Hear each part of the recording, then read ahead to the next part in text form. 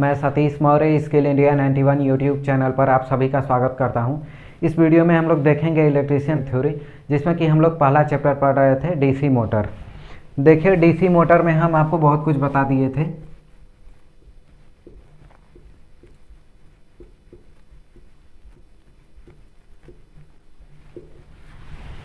इसमें आप लोगों को इसका हिस्ट्री बता दिया गया था और साइंटिस्ट का नाम बताया गया था कि किनका कितना कंट्रीब्यूशन था इसके डेवलपमेंट में, और फिर उसके बाद डीसी मोटर के इस सिद्धांत पे कार्य करता है। थोड़ा बहुत इसके बारे में हम बताए थे। तो क्लास को स्टार्ट हम करते समय आपको बताएंगे कि क्या क्या पढ़ाएंगे। तो आज का हमारा टॉपिक रहेगा डीसी मोटर का पार्ट। तो डीसी मोटर का पार्ट आपको यदि पूर्ण रूप से देखना है तो आप वीडियो को लास्ट तक देखेंगे, तभी आपको समझ में आएगा। क्योंकि यदि आप शुरू में ही छोड़ के चले जाएंगे तो देखिए बहुत ही लंबा टॉपिक है ये। लंबा टॉपिक का मतलब कि इसमें कम से कम 10-20 पार्ट हैं। तो आपको उन सभी पार्ट को यदि पूर्ण रूप से जानना होगा तो लास्ट तक आपको वीडियो को देखना होगा। तो आप लास्ट तक देखिएगा, और चैनल पे नए होंगे तो सब्सक्राइब कर लीजिएगा और वीडियो को ज़्यादा से ज़्यादा शेयर करिएगा। देखिए अभी हम यहाँ पे पढ़ा रहे हैं। यदि आज स्लाइड होता फिर प्रोजेक्टर होता तो उसके माध्यम से हम आपको और बेटर तरीके से पढ़ा सकते थे, लेकिन अभी जो अवेलेबल है उसी पे फोकस करके पढ़ते हैं। आप लोग यदि साथ देंगे तो ज़रूर प्रोजेक्टर भी आएगा और उस तरीके से भी आपको कंटेंट दिया जाएगा। तो देखिए डीसी मोटर के पार्ट के बारे में पढ़ते हैं। Parts of DC motor.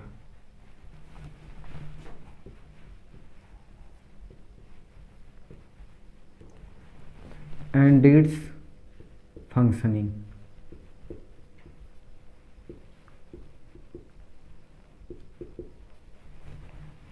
देखिए हम पार्ट्स के बारे में स्टडी करेंगे और उसका कार्य क्या होता है उसको भी थोड़ा बहुत देखते हुए चलेंगे। देखिए डीसी मोटर के पार्ट में सबसे पहला आता है योक।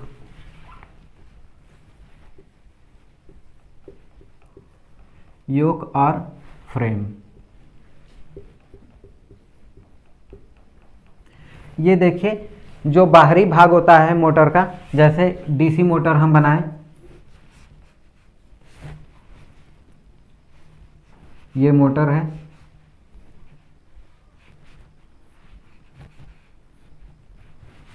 ये इसका शाफ्ट है, ये टर्मिनल बॉक्स, ये आई बोल्ट। तो ये जो पार्ट है आपका, ये मेटालिक बॉडी आउटर, इसे बोलते हैं योक। योक या फ्रेम, ये जो टोटल इसका पार्ट है, इंटरनल पार्ट को छोड़ करके जो एक्सटर्नल पार्ट है, जिसे हम बोलते हैं कि नॉन रोटेटिंग, ये कांस्टेंट होता है, नॉन रोटेटेबल होता है, तो इसे बोलते हैं हम फ्रेम या योक। सेकंड देखिए रोटर। रोटर इसमें क्या होता है, देखिए रोटर के रूप में इसके अंदर एक आर्मेचर लगा होता है।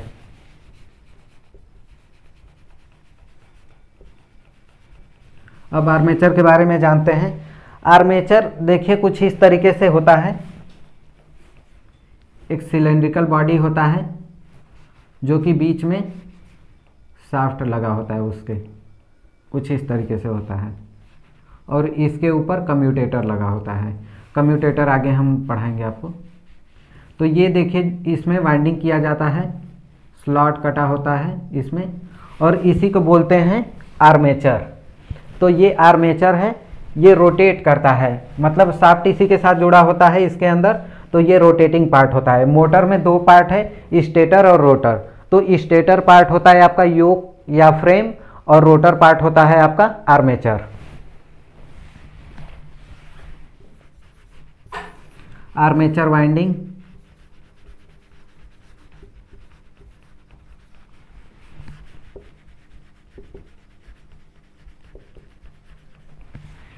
देखिए आर्मेचर वाइंडिंग क्या होता है, जैसे ये स्लॉट कटा है तो स्लॉट में कंडक्टर भरते हैं।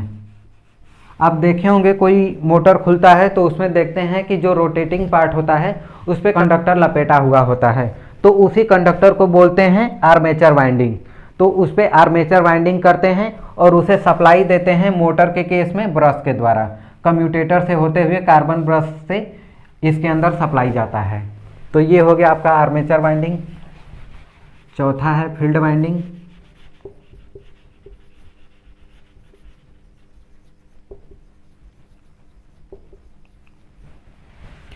देखिए फील्ड वाइंडिंग कांस्टेंट होता है, जैसे कि ये योक है तो योक के अंदर कुछ इस तरीके का पार्ट होता है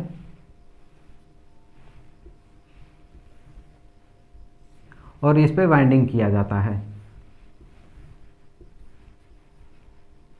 इसे बोलते हैं फील्ड वाइंडिंग। इस पे वाइंडिंग किया जाता है और इसके ये दो पार्ट होता है,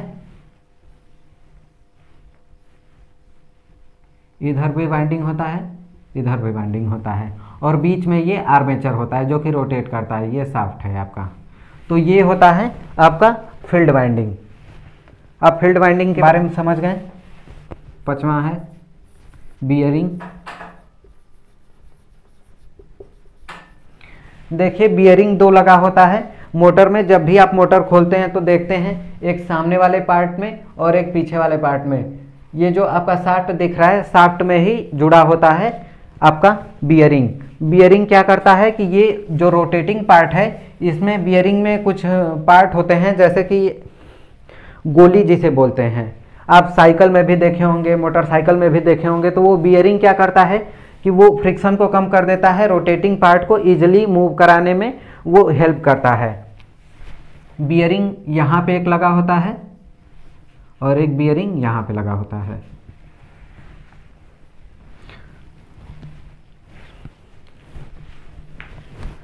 छठवां पार्ट देखते हैं।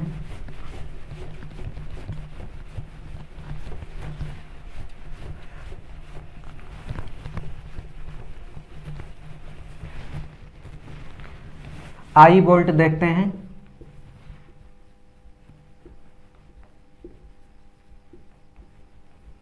मैंने आई बोल्ट बनाया था अभी मोटर के पार्ट पे। ये आपका मोटर था,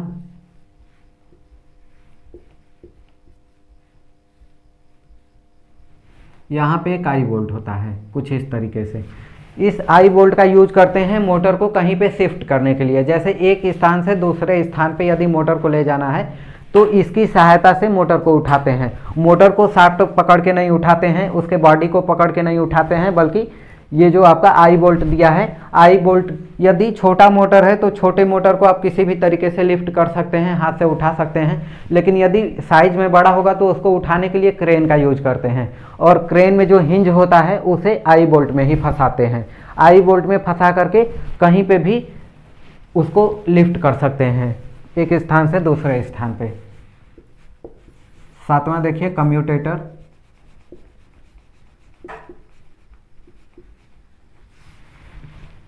देखिए ये जो मोटर है, मोटर के इंटरनल ये जो आपका शाफ्ट वाला पार्ट है, ये शाफ्ट यहाँ से लेकर के यहाँ तक इसका लेंथ होता है।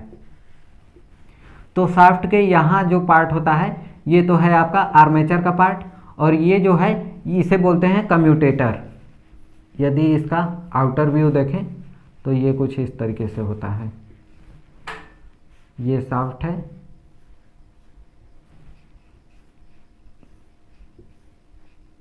ये कुछ इस तरीके से होता है। इसमें रेजर बना होता है अंदर के पार्ट में, जिसपे कि आर्मेचर वाइंडिंग करके जो कंडक्टर आता है उसको यहाँ पे फोल्ड करते हैं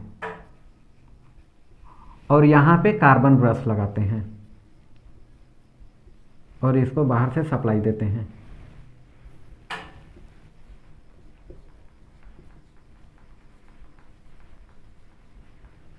तो ये जो पार्ट है आपका, इसे कम्यूटेटर बोलते हैं। आठवां पार्ट देखिए कार्बन ब्रश।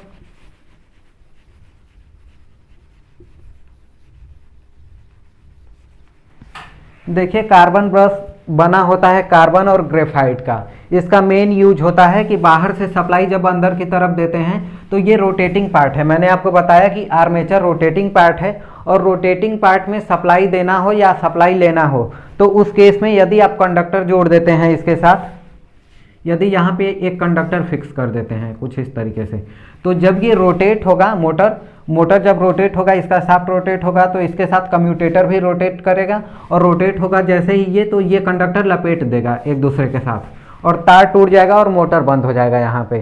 तो इससे बचने के लिए ये कम्यूटेटर के साथ हम लगाते हैं कार्बन ब्रश को। और ये कार्बन ब्रश ये एक फैसिलिटी प्रोवाइड करता है कि यहाँ पे जो डीसी सप्लाई है पॉजिटिव और निगेटिव, यहाँ से हम कार्बन ब्रश की सहायता से देते हैं और ये कॉन्टेक्ट मूवेबल होता है, तो इस वजह से कार्बन ब्रश घिस जाता है और ये कम्यूटेटर सेफ होता है और ये यहाँ पे कंडक्टर भी नहीं लपेटता है, तो इस वजह से ये बच जाता है और डीसी मोटर का जो सिद्धांत है, जिस सिद्धांत पे ये कार्य कर रहा है, ये प्रॉपरली वर्क करता है। 9वां देखते हैं।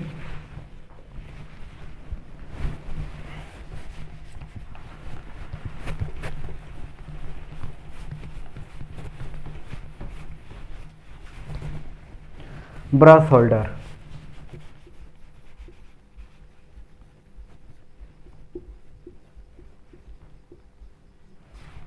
देखिए ब्रश होल्डर होता क्या है, जिसमें कार्बन ब्रश को रखते हैं उसे ब्रश होल्डर बोलते हैं। जैसे ये आपका था कम्यूटेटर,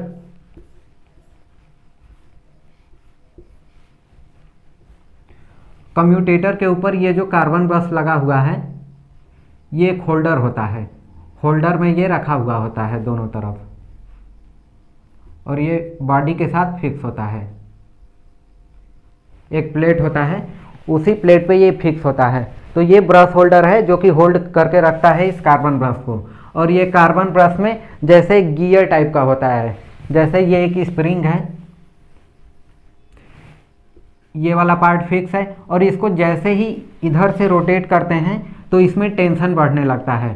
तो यही टेंशन कुछ इस तरीके से यहाँ पे जुड़ा होता है एक स्प्रिंग, जिसको कि हम किसी मेटेलिक सहायता से या फिर आप कहें कि टेस्टर की सहायता से इसको यहाँ पे रोटेट कर देते हैं, तो ये जो आपका है कार्बन ब्रश इसको आगे की तरफ ढकेलता है। तो यहाँ पे जो लूज हो जाता है, कार्बन ब्रश की लंबाई एक होती है और उस सामान्य लंबाई से जब ये छोटा होता है तो उस केस में क्या होता है कि ये इसको कम्यूटेटर की तरफ ढकेलता है और इस केस में सप्लाई कांस्टेंट बना रहता है और यहाँ पे स्पार्किंग कम होता है। तो यहाँ पे ब्रश होल्डर का भी यूज़ देख लिए हम। आगे देखते हैं।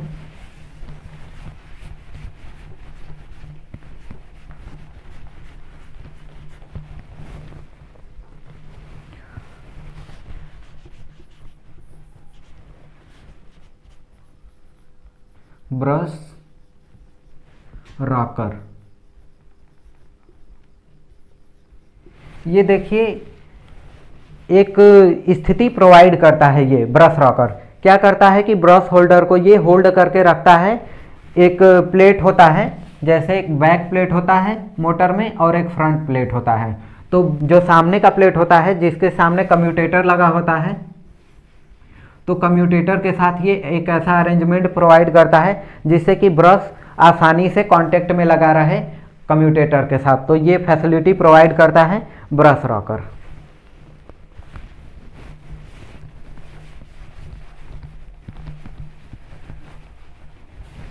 एयर डक्ट देखते हैं।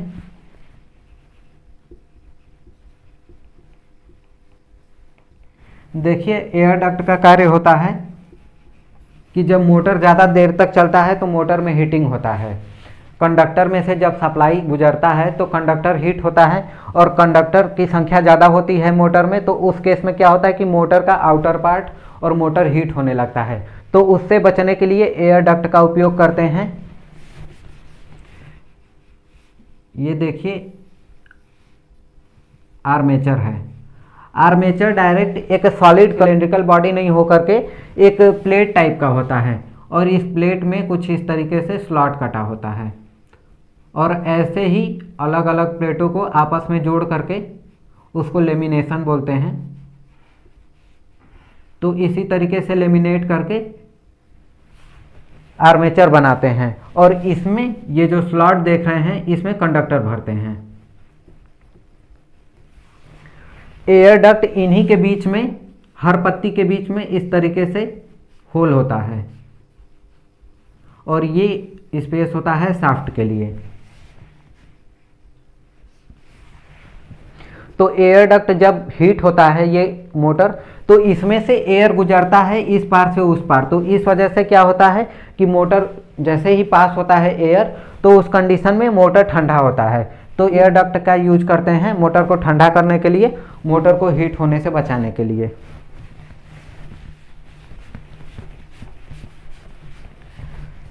स्लॉट देखते हैं।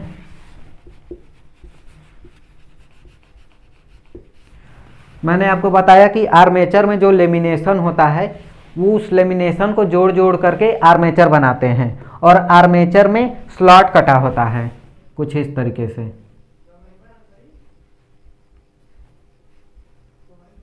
कुछ इस तरीके से कटा होता है, तो इसमें कंडक्टर भरते हैं। ढंग से बन नहीं पा रहे हैं, इसमें ये जो खाली स्थान है इसमें कंडक्टर भरते हैं और इसी को बोलते हैं स्लॉट। ये जो कटा हुआ पार्ट है इसे स्लॉट बोलते हैं। ये लंबाई में होता है ऐसे, तो यहाँ से स्टार्ट करते हैं और जितना भी स्लॉट में भरना होता है पोल पिच के अनुसार यहाँ पे कंडक्टर भरते हैं। तो ये शाफ्ट की बात हो गया।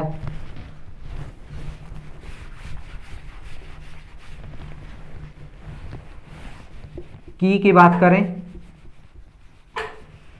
देखिए की का बहुत ही इम्पोर्टेंस होता है मोटर में। जैसे ही शाफ्ट होता है, ये शाफ्ट है और ये आर्मेचर है, तो शाफ्ट जैसे ही आर्मेचर लेमिनेशन को करते हैं तो शाफ्ट के ऊपर एक इस तरीके से खांचा बनता जाता है और लास्ट में इस पार से उस पार वो दिखाई देता है, और एक तरीके से आयरन स्ट्रिप होता है उसको इसमें फिक्स कर देते हैं, उसको की बोलते हैं।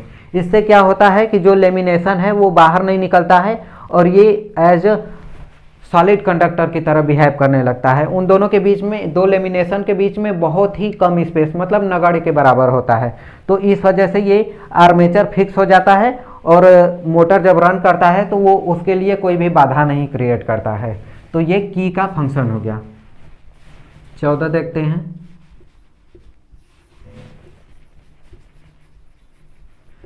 शाफ्ट देखिए ये है। शाफ्ट की लंबाई अलग अलग हो सकती है। बड़े मोटर में बड़ा शाफ्ट हो सकता है, छोटे मोटर में छोटा शाफ्ट होता है। आप जानते हैं शाफ्ट भी कई प्रकार से फिक्स करते हैं। जैसे एक तरीके से यदि बड़ा मोटर होगा तो शाफ्ट की लंबाई अलग होगी, तो उसको फिक्स करने के लिए अलग मेथड यूज करते हैं, अलग प्रकार का बियरिंग यूज करते हैं। क्योंकि यदि छोटा बियरिंग होगा, बड़ी मोटर होगी, तो उसमें रोटेशन ज़्यादा होने की वजह से, हीट ज़्यादा होने की वजह से वो जल्दी बियरिंग खराब हो सकता है, और बियरिंग खराब होगा तो आर्मेचर को ख़राब कर देगा, क्योंकि ये स्पीड रुक जाएगा, स्पीड कम हो जाएगा, तो इस वजह से मोटर जल सकता है। तो शाफ्ट इंपॉर्टेंट रोल प्ले करता है मोटर में। शाफ्ट अच्छा होना चाहिए और वो नॉन ब्रेकेबल होना चाहिए। यदि कमज़ोर मटेरियल का शाफ्ट बना देते हैं तो उस केस में क्या होता है कि कोई भी फॉल्ट हो सकता है। यदि शाफ्ट टूट जाता है हेवी लोड की वजह से, तो वो यदि वहाँ पे कोई इलेक्ट्रीशियन कार्य कर रहा है तो उसको चोट भी आ सकती है। 15 देखते हैं। Commutator razor.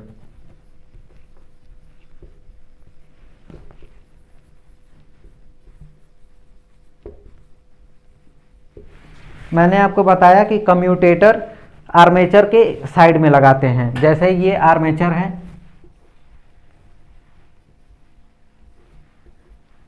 ये बीच में शाफ्ट है और यहाँ पे कम्यूटेटर लगा है।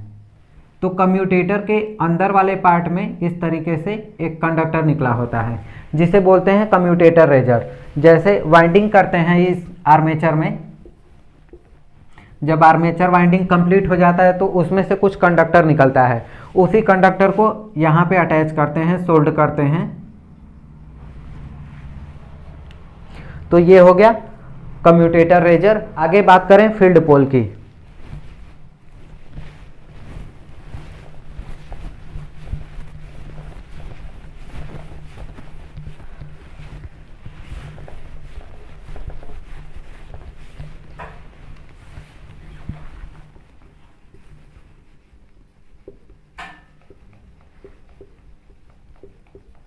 फील्ड पोल क्या है?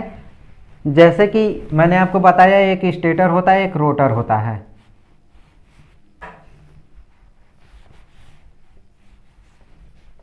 यह है स्टेटर का पार्ट, यह है रोटर।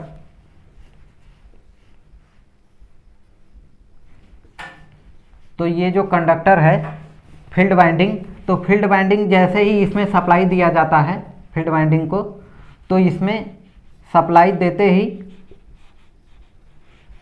इसमें फील्ड बनता है। जैसे नॉर्थ पोल या साउथ पोल, कंडक्टर या करंट की डायरेक्शन पे डिपेंड करता है कि कौन सा पोल बनेगा। तो यदि यहाँ पे नॉर्थ बनता है और यहाँ पे साउथ बनता है तो इसी को बोलते हैं फील्ड पोल। फील्ड पोल के बाद यदि बात करें ये देखिए, ये भी लेमिनेट किया जाता है, ये फील्ड कोर है।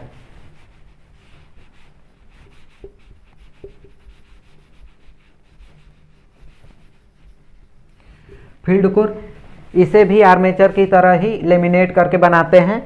यदि लेमिनेट नहीं करते हैं, एक सॉलिड कंडक्टर यूज करते हैं, तो उस दौरान क्या होगा कि आपका फील्ड वाइंडिंग में ज़्यादा लॉस होगा, और उसी लॉस से बचने के लिए आप जानते हैं कि लेमिनेशन करते हैं एडी करंट को कम करने के लिए। और उसी एडी करंट को कम करने के लिए जब ये लेमिनेट करते हैं तो छोटे छोटे पत्तियों को, पतले पतले पत्तियों को मिला करके इसको लेमिनेट करके फील्ड कोर बनाते हैं, और जब ये तैयार हो जाता है तो इस पे वाइंडिंग करते हैं।